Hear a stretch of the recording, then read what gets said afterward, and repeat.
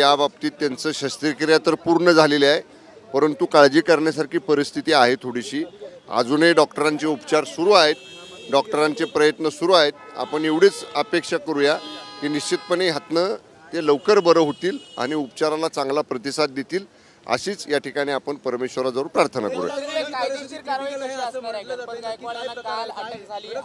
त्यांच्याशी मला बोलता आलं नाही, मी त्यांना फक्त पाहिलं आणि डॉक्टरांनी मला सांगितले की तुम्ही नुसतं बघा, तिथं जास्त वेळ थांबू नका.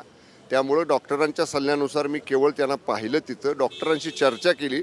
डॉक्टर म्हटले आमचे सगळे उपचार सुरू आहेत, एवढंच डॉक्टरांनी मला सांगितलं आणि आम्ही त्यांना नियंत्रणाखाली पूर्ण आमची टीम त्यांच्यावर लक्ष देते आहे. सर्व उपचार अतिशय चांगले उपचार आमचे सुरू आहेत, एवढंच डॉक्टरांनी मला सांगितलं. या बाबतीत मला काही कल्पना नाही, मी कुठल्याही कोणाशी या बाबतीत बोललेलो नाही. कायदा कायद्याचं काम करेल, पोलिसांचं काम करतील. कुठल्याही पोलिसांच्या कारवाईमध्ये कधीही सरकार किंवा सरकारचा कुठलाही मंत्री हस्तक्षेप करत नाही.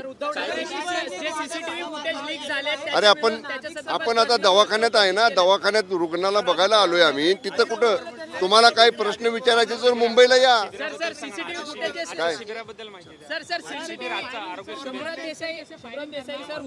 उद्धव ठाकरेंनी आज महत्त्वाचा प्रश्न उपस्थित केलाय की सीसीटीव्ही फुटेज कसे लीक झाले ह्याच्यामधले, पोलीस स्टेशनचे.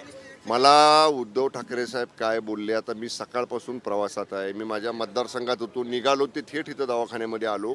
त्यामुळं मला याची कल्पना नाही, ते काय बोललेत त्याची मी माहिती घेतो आणि मग बोलतो आपल्याशी.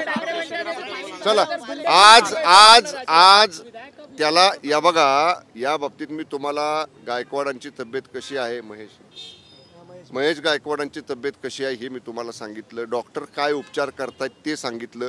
डॉक्टरांनी मला सांगितलं की तुम्ही केवळ त्यांना बघा, तिथं बोलायचा प्रयत्न करू नका किंवा जवळ तुम्ही जास्त थांबू नका. डॉक्टर सगळी प्रिकॉशन घेत आहेत, काळजी घ्या. ऐका. यामुळं मी डॉक्टरांच्या सल्ल्यानुसार त्यांना पाहिलं. या ठिकाणी दुसरा एक खाली लहान मुलांचे हृदयाला जी छिद्र असतात त्याचं डॉक्टर श्रीकांत शिंदे साहेबांच्या वाढदिवसानिमित्त आज हे शिबिर झालं.